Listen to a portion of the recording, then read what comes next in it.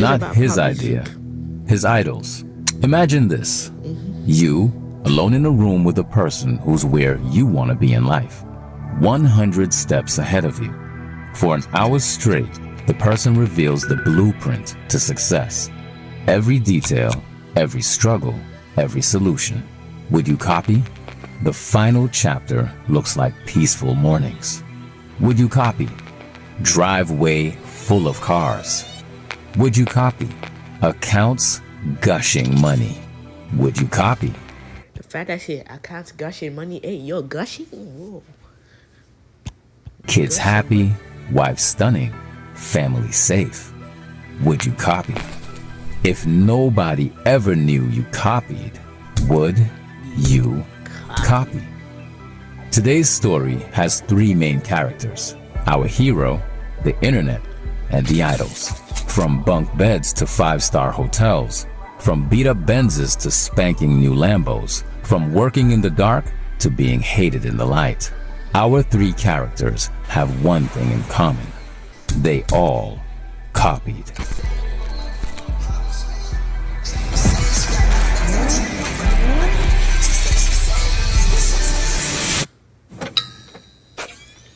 Chapter 1.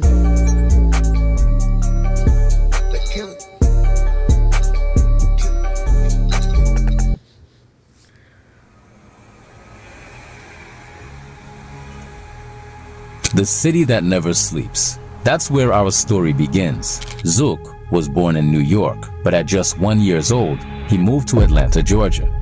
His childhood was like every other black boy from the south side of Atlanta, but with a twist. Zook went to school in the heart of the city, in Midtown on 14th Street, in a super intense Islamic boarding school. He was sleeping there Monday to Friday, weekends at home, from the city to the south side, back to back. Being Muslim taught him discipline. The school was established with boys only. His job? Memorize the entire Quran, which is the Muslim Bible, in Arabic. Every single word, front to back, in straight Arabic, and all he knew back then was English. In parallel, he was also doing a normal academic English online school. After 6 years, he finished memorizing the Quran and graduated twice at 17 years old. Two important things. Zook was in the heart of Atlanta most of his childhood, a place flooded with cars. He was seeing them every day, forging an appreciation he would unexpectedly profit from later on. Second, he's always been that one kid in class selling snacks to his comrades. He was always trying to sell something. Even in elementary school, in 4th to 5th grade, he was selling Takis and exotic candies to everyone. In boarding school, the food was so terrible, people had no choice but to buy Zook snacks. His idea was to sell as many snacks as possible so he could save up to buy his first car. Well, did he? Let's find out together.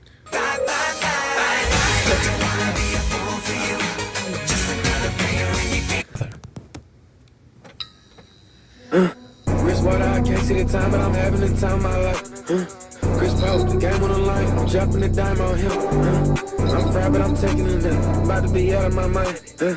Zook's always been doing YouTube since he was a jit. At 8 to 9 years old, he was just having fun with his little brother, filming Fortnite gameplays, random vlogs and tutorials, do-rag collection videos, a little bit of fashion, and a little bit of everything. Nothing too serious, but he was getting very familiar and comfortable with the platform day by day. He never knew exactly what he wanted to do on YouTube until about 2022, when he entered the car scene. Being under the radar was never Zook's mentality. He always had the flashing lights mentality, where it's all about being in front of people's faces, making them know who you are, show them what you're about, and get as much social proof as possible.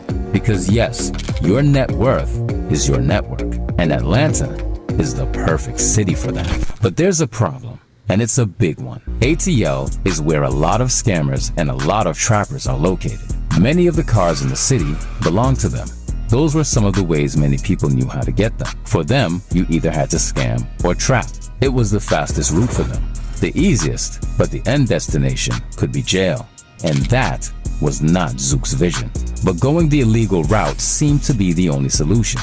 He thought to himself, well, that's until our second main character comes into play. The internet.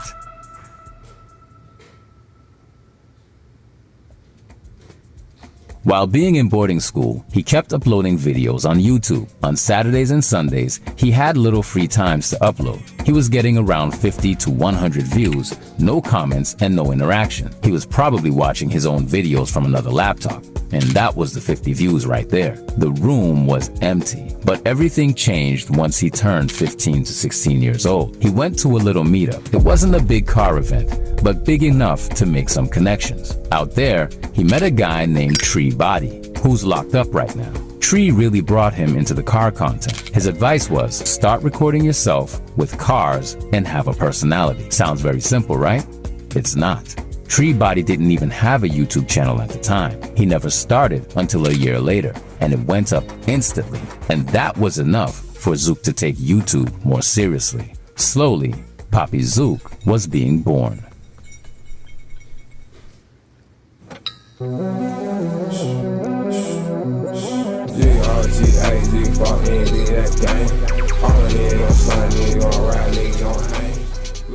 At 16 years old, if you had asked Zook what he'd choose between a Hellcat and a G35, he would have told you an Infiniti G35. No hesitation. That's until Tree Body took him on a ride in his Hellcat. For Zook, it was like a snort of cocaine. The addiction kicked in instantly. He wanted a Hellcat. But how? Zook kept posting YouTube videos here and there, and he thought at least one of them would go viral. But even if you think your video is amazing, if the world doesn't agree, then it doesn't matter.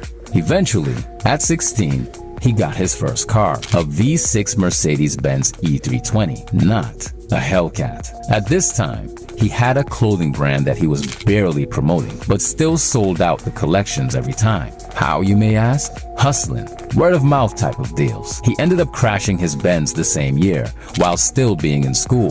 Depression kicked in, and he believed there was no way he was going to be able to get a Hellcat. But while he had the E320, a life-changing event happened.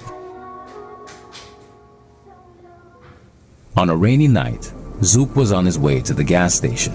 Arriving there, he sees a car that's very familiar to the eye. A bright green Dodge Charger SRT Hellcat. Coming out of it was Quan. That's the first time they met. Zook being Zook, he asked him, "Hey bro, how do I get a scat pack at 18? Quan responded, "Just stay down, twin, get your credit right, work hard, and connect with people." Usually, when people hear valuable information, it comes in one ear and goes out the other a day later. But Zook absorbed everything Quan revealed to him, and most importantly, took action from it. 7 months later, at 17, he got the wide-body Scat Pack. He kept uploading videos, collaborating with Tree Body a lot, and running his clothing brands. He was using the resources he had with information they had. At 18, he got rid of his Scat Pack for a SRT Jeep, which wasn't a normal car for his age. He was noticed a lot and made a lot of friends. The Jeep was and wasn't a good purchase because for some reason the engine kept blowing up on him. The first time it blew, he didn't have warranty, so that was $10,000 out of his pocket. But he fixed it up and it blew up again. Time to forget the Jeep. Zook calls his brother. "I got $50,000 cash. Let me get your CTS-V." The plan was he was going to do a bunch of content with it, and the CTS-V would be the break-free moment. It's gonna be his biggest investment so far, and he's finally gonna be recognized everywhere. Yeah, Hollywood, paparazzis, I'm coming for that life. Well, when you think it has to go, it doesn't mean it goes. People didn't care about the CTS-V like he thought they would have, because it's a Hellcat with a suit on. Zook's breaking down right now. He's making a ton of videos with the caddy, but nothing goes up. Still making money on the back end, yes, but he wanted to go viral. He knew money would quadruple if he did. He sold the CTS-V for $68,000, making $18K in profit. Couple weeks pass by, and he goes to the dealership with his brother to cash out on a Lamborghini Urus and Dodge SRT Demon, and it all went up from there. Zook posts the videos everywhere, and views skyrocketed. Turning up with hella bags of cash in the dealership at 18 years old to buy 2 expensive cars is no regular behavior. People started to hate, thinking it was fake. That's until they saw Zook doing videos with the Urus over and over again. The ball was rolling. Money was flowing. Cars were working. Everything goes as planned until it doesn't.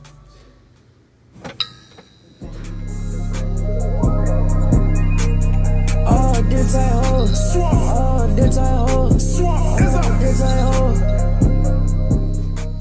3 weeks after that first viral moment, Papizuk finally bought his Hellcat for a good price. So at this point, he has a CTS-V, Urus, and Hellcat, all three in the same month at 18 years old. Now here's the ick. Zook had all these cars, but no place to park them. So he had no choice but to park the Hellcat outside. That same night, he bought and installed a kill switch and tracker for protection, knowing how things can go south in Atlanta. Even with that, the Hellcat got stolen 2 days later. War was declared. He woke up, checked the tracker, and called his brother to go get it back. Truth be told, they arrived at the destination, loaded up the Hellcat with the CTS-V, and a whole shootout. Somehow, Zook got his car back the same day. However, we won't go over any details.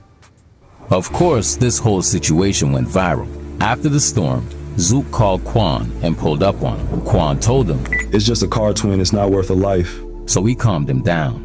When the Hellcat was done being fixed, he had to wrap it now. He was chopping up with Quan, asking him what does he think would go crazy. Quan showed him the wrap he was going to do on his, and when Zook saw it, he thought to do the same, but purple on his, to be like peanut butter and jelly. Of course, Zook was anticipating the wave of hate, but Quan reassured him and told him, Hey, my little twin, there's not one person in this world with motion that's gonna hate on you. Ever. the PB&J combo went viral on the internet right away.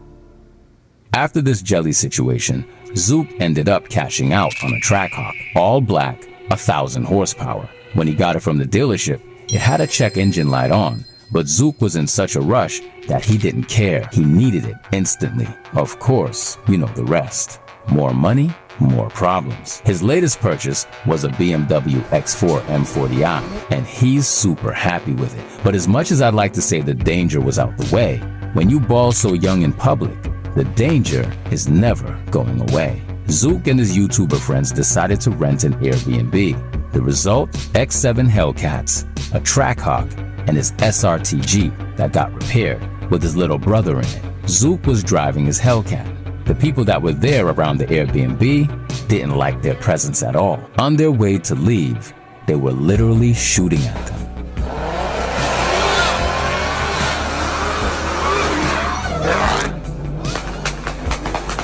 The SRT Jeep got shot as well as his little brother. But thank goodness his little brother made it out okay.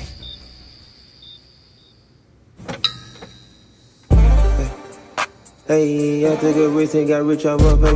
Ordered a jet, I'll go back to LA. Jesus and codeine, I land out of space. Set it on fire, the block harder than me.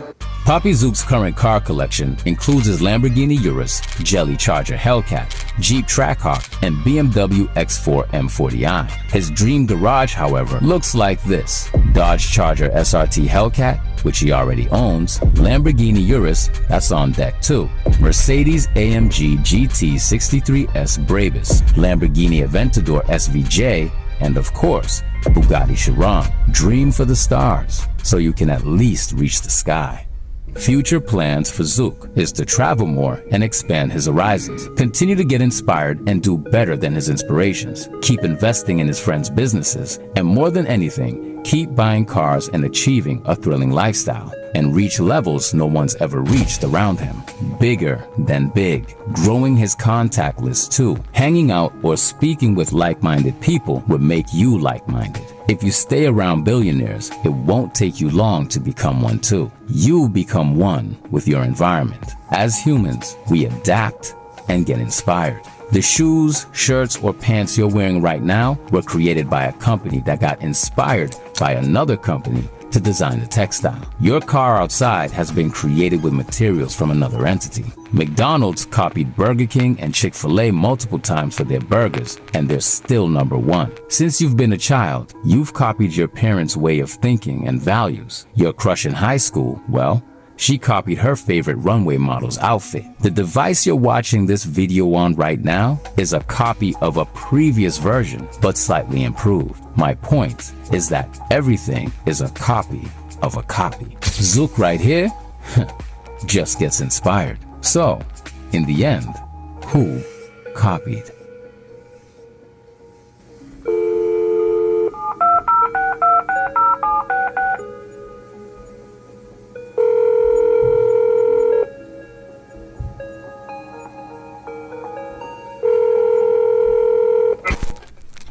Like, a lot of people see the hate. Like, a lot of people hate on me, but I look at that as motivation, because there was a point in time when I was posting YouTube videos and nobody was watching. Like, no, I didn't even get hate. Like, I wasn't even, I wish somebody would comment. So even if somebody were to comment hate, I'm like, okay, cool, somebody actually seen my video.